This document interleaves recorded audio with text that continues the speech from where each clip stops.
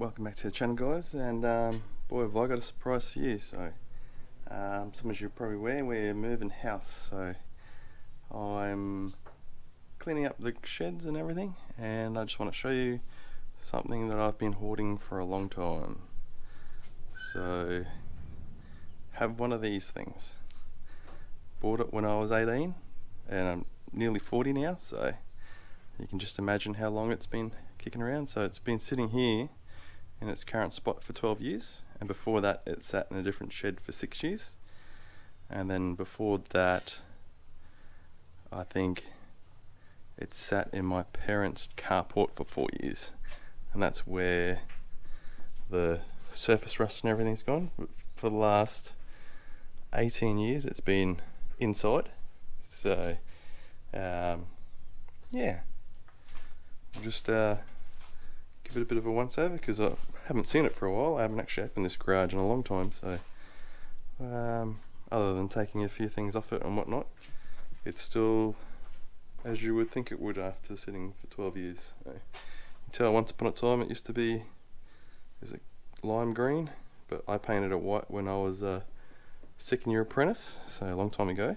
But yeah, we'll go give it a bit of a look-see. So from memory, thing runs, this is actually the first car that I ever modified, so I bought this with the whole savings of my first year apprenticeship. So when I was a first year apprentice boilermaker, worked at Smiter Engineering at Carroll Park, and back in the day, straight out of high school with no experience, they paid me a whole $5.27 an hour. So I think it was like we were making something stupid like $130 a week back then, working 40-hour days or something.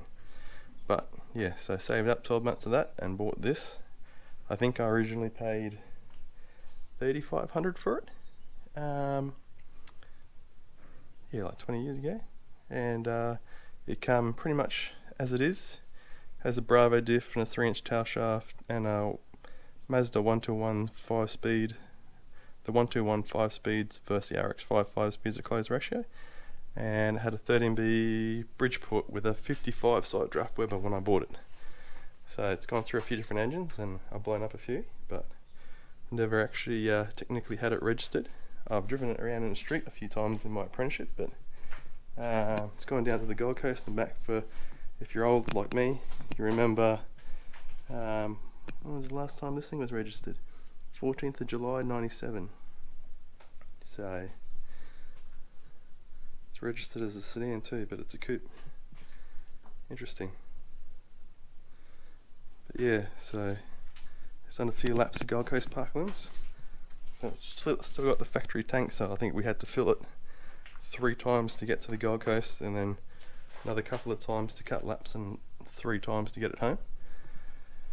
But those were the days back then, you know, when petrol was like 38 cents a litre and whatnot.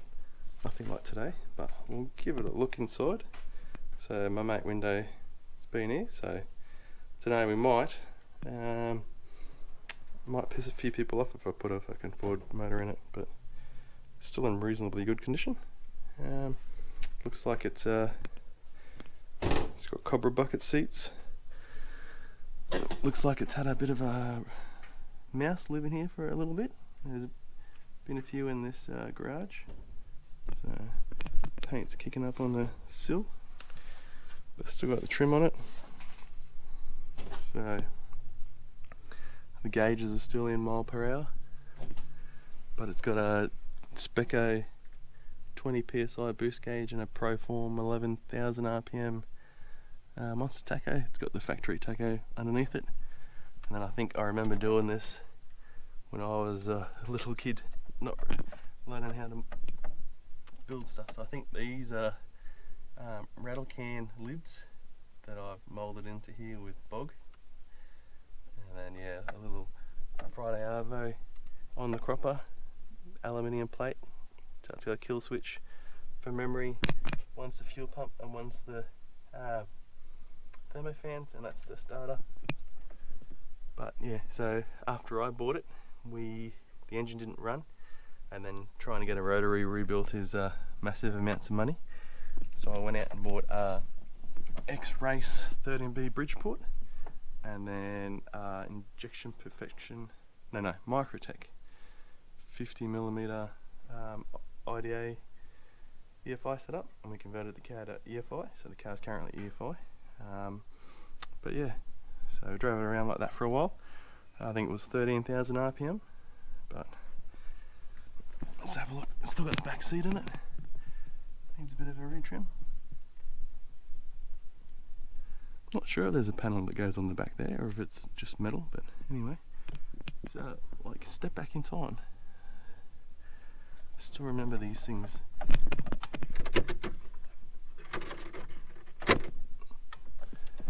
So from memory, the reason the carpet's pulled up, I used to run a Microtech Digi 1, so fuel only back in the day.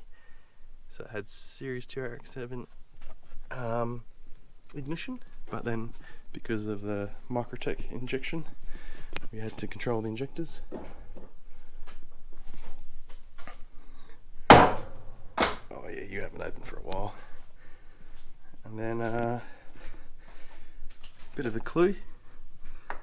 It's got a Savannah lip, but it's got a front mount. So after I blew up the Bridgeport, I went 13B turbo.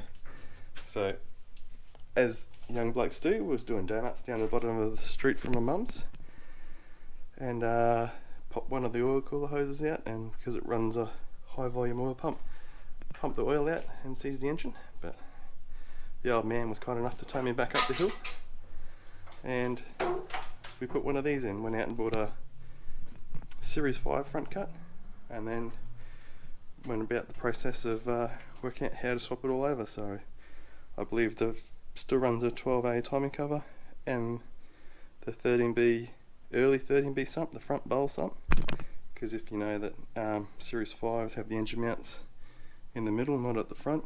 So put all that back on so it would bolt onto the factory RX3 crossmember. Still runs the 1215 speed. It has a Dyson cast turbo manifold to get the turbo up forward, so it would fit past the steering box. I don't know if you can see it, but there's a steering box in there. So runs a 3-inch all the way through, and the fuel lines are over there, and this is the bit and pieces. It runs a bit of the factory loom and a bit of the Microtech loom. There's a Series 5 coils over there.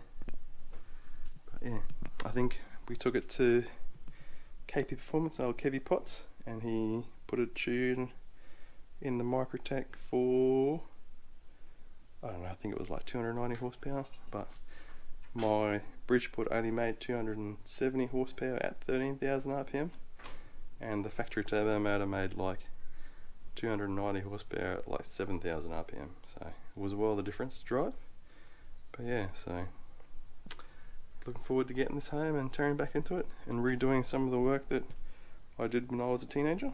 But I remember that we the car stopped like a piece of shit because it still had the early rotary front brakes on it, and we put I believe it's Commodore field turbo calipers and Magna rotors, and these 15-inch steelies are actually off an Audi from memory, because the early Mazdas are 4x110, same as Escorts, but some of the early Audis and Volvos are 4x108, so it's got a bit of work to do. Like some of the paints didn't like sitting still, but the whole door's rooted. You can see where the acrylic went over the enamel, and it's just all peeled off. But then yeah, it's because it was sitting outside for a couple of years before it did its big stint inside. It's got a bit of rust in it, so as usual this is probably all full of bog. And then around the back here will probably be full of bog down here. Typically goes in them, they're full of bog. Missing the rear quarter reflectors, but yeah, be interesting in putting this all back together and seeing how it goes. So I don't know, rotary's a bit hard to find. onto this one for a long time. So I'd like to put another rotor in. I do like the sound of them. That's probably the main reason why I was attracted to them originally. But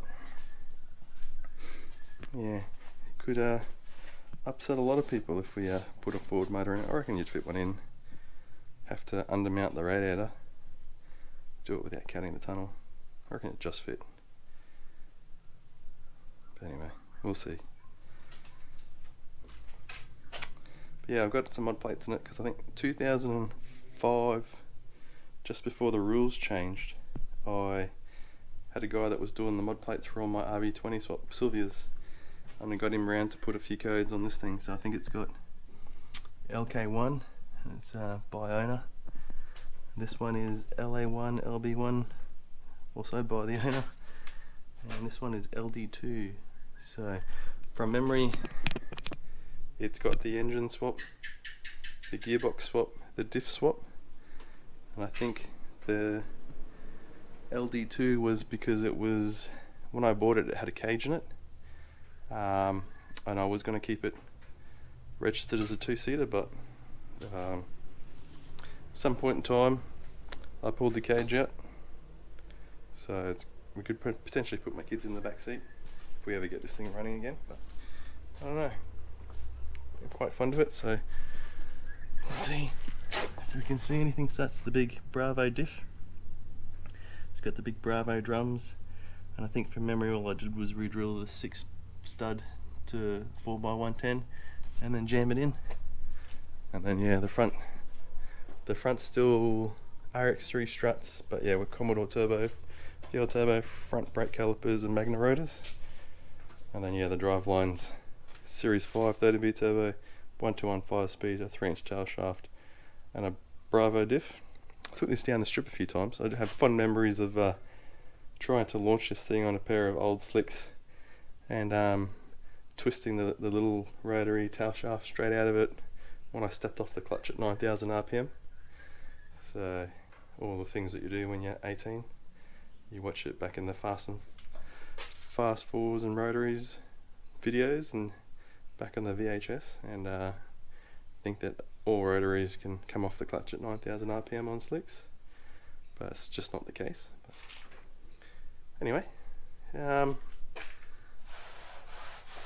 plenty of body work to do, but I've got to drag this over to the other house and then probably sit in the corner until I finish my Skyline, the 33 and the 31.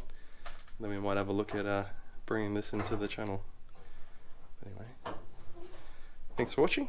Hopefully you enjoyed it, and hopefully I get some time to work on this in the meantime. But I'll catch you guys around.